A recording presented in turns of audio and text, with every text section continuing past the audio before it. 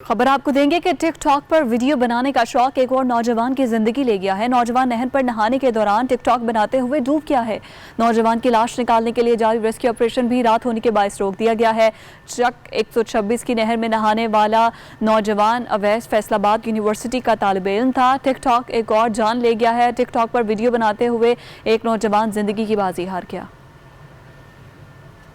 Tick tock का जनून जान ले गया। दरिया सिंध किनारे टिक टॉक बनाते नौजवान फिसल गया। मल्लाहों ने कश्तियों के जरिए तलाश करने की कोशिश की लेकिन नहीं मिल सका है। डूबने से 15 मिनट पहले की वीडियो मंजर-ए-आम पर आ गई है। आपको बताएं कि दरिया सिंध किनारे टिक टॉक बनाने का जनून इस नौजवान को महंगा पड़ा और अब इस नौजवान की दरिया सिंध में तलाश का अमल जारी है। ताज़ा तरीन सूरत हाल क्या है ये जानते हैं। हमारे नुमाइंदे गुलाम हसन हमारे साथ मौजूद हैं। गुलाम, बताइएगा क्या तलाश हो सका नौजवान? ताज़ा तरीन इस वक्त सूरत हाल क्या है? जी हाँ, बिल्कुल। जो है सिकंदर नामी ये नौजवान लड़का है जो टिकटॉक बनाने के दौरान जो है वो पाँव फिसलने से दरिया में डूब गया था। आज इसकी तलाश में जो है वो आज के रोज भी जो है वो रेस्क्यू ऑपरेशन जारी है।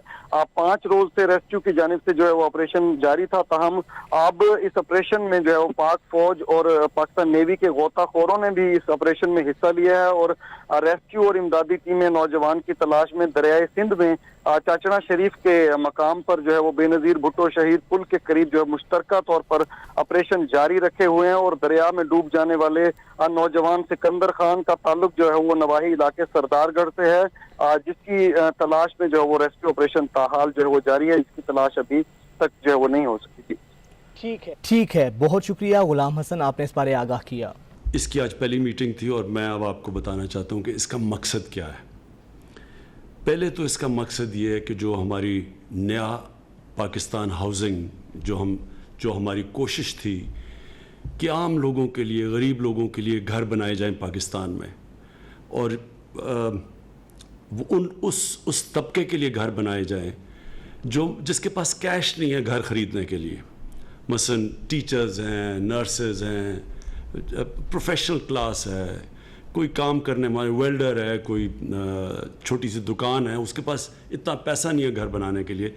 तो सबसे पहले तो हमारा मकसद ये था नया पाकिस्तान हाउसिंग का कि इस तबके के लिए घर बनाए जाएं जिनके पास कैश नहीं है। तो उसके लिए हमने नया पाकिस्तान हाउसिंग लॉन्च किया और उसमें हमें बड़ी रुकावटें आई। रुकावटें सबसे बड़ी ये आई कि एक कानून है फोरक्लोजर लॉ कि बैंक तब तक पैसे नहीं देते जब तक उनको ये इत्मीनान ना हो कि अगर वो जो किस्तें वापस ना करे, जिसने घर लिया वो किस्तें वापस ना करे, तो बैंक के पास कानून हो जो कि उनसे फिर कहे कि या पैसे दो और या फिर हम घर वापस लेते हैं। ये कानून ना होने की वजह से दुनिया में सबसे कम बैंक फाइनेंस करते हैं घरों को। तो अगर आप ये देखें कि हिंदुस्तान में भी तकरीबन 10% फाइनेंसिंग है जिधर बैंक घरों के लिए कर्जे देते हैं। यूरोप में 80% है, 90% है, मलेशिया जैसी जगह में 30% है, पाकिस्तान में 0.2% है और उसकी वजह ये थी कि ये कानून ही नहीं है। तो एक तो अल्लाह का शुक्र है कि ये कानून गवर्नमेंट ने पूरा केस लड़ा और अब वो जीत गई है गवर्नमेंट, लेकिन अभी तकरीबन वो पास हो गया। तो एक तो इसकी वजह से डिले हुई।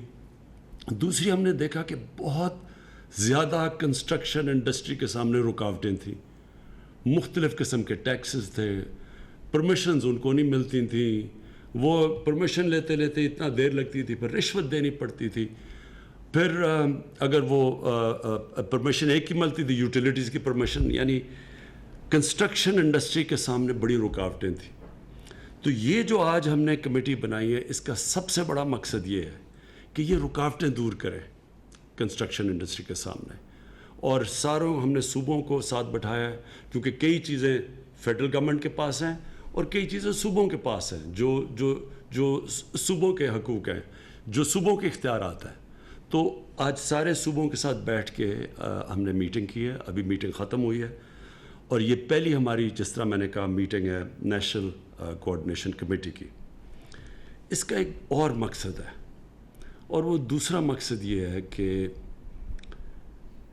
کرونا وائرس کی وجہ سے صرف پاکستان ہی نہیں ساری دنیا میں اس وقت ایک ریسیشن آئی ہوئی ہے, ایک نوکریاں چلی گئی ہیں, بے روزگاری بڑھ گئی ہے, اکانومی بیٹھ گئی ہے دنیا کی. تو ساری دنیا سوچ رہی ہے کہ انہوں نے کیسے لوگوں کو اٹھانا ہے, کیسے لوگوں کو نوکریاں دینی ہے, کیسے اکانومی چلانی ہے. یہ صرف پاکستان کا مسئلہ نہیں, یہ ساری دنیا کا اس وقت مسئلہ ہے. اور دنیا بڑے بڑے پیسے دے رہی ہے, پیکیجز دے رہی ہے.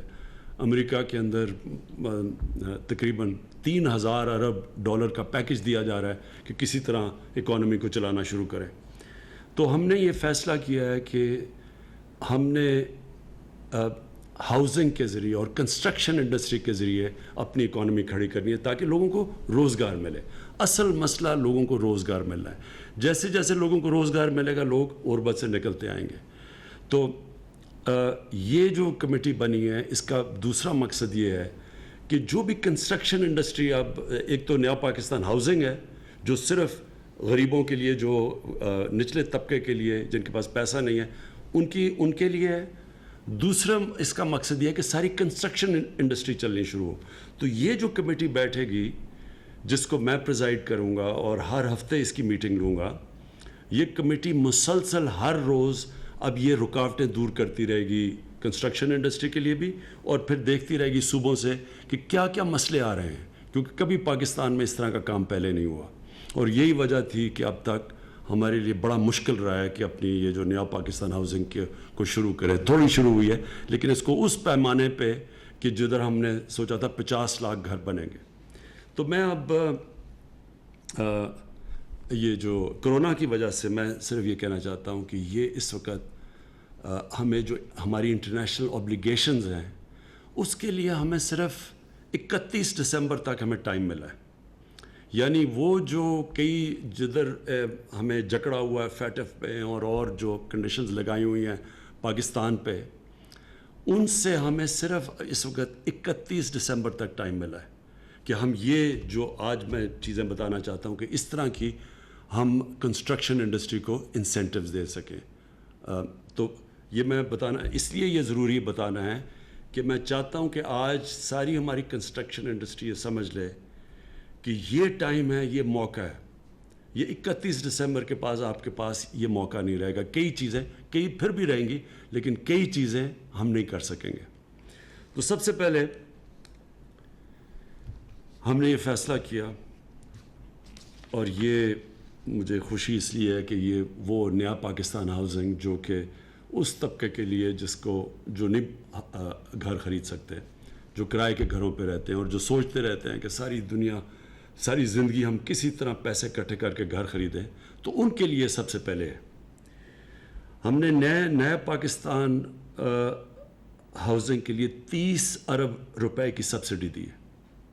اس کا مطلب کہ جو پہلا 1 لاکھ گھر بنے گا نئے پاکستان ہاؤسنگ کے بیچ میں, سو ہر گھر جو بنے گا اس میں 3 لاکھ روپیہ ہر گھر کے لیے سبسڈی ملے گی. مثلا اگر کوئی گھر بنانا چاہتا ہے 20 لاکھ کا, تو اس کو 3 لاکھ جب سبسڈی مل جائے گی تو وہ 17 لاکھ کا ہو جائے گا. 17 لاکھ کا مطلب یہ کہ جو وہ قرضوں کی جب قسطیں دیں گے وہ ان میں کمی آ جائے گی, یعنی 20 لاکھ کے بجائے جب 17 لاکھ ہوگا. تو یہ پہلے 1 لاکھ جو گھر بنے گا نیا پاکستان ہاؤسنگ سوسائٹی کے اندر, اس میں 3 لاکھ روپیہ ہر گھر کے اوپر سبسڈی دی جائے گی. دوسرا, جو بینکوں سے جب جو لوگ جا کے قرضے لیں گے تو اس قرضے کے اوپر جو 5 مرلے کا گھر ہوگا اس کے اوپر ہم نے گورنمنٹ سبسڈائز کرے گی. جو انٹرسٹ ہے جو سود دینا ہے وہ صرف 5 مرلے کے گھر پہ صرف 5% سود دینا پڑے گا, کیونکہ اس وقت اگر دینا پڑے اگر پورا سود تو وہ زیادہ بن جاتا ہے. تو 5 مرلے کے گھر پہ صرف 5% سود لوگوں کو دینا پڑے گا تاکہ لوگوں کے لیے آسانی ہو جائے, اور یہ ہر کے لیے ہے. 10 مرلے کے گھر کے لیے 7% سود دینا پڑے گا, باقی گورنمنٹ سبسڈائز کرے گی سود کو.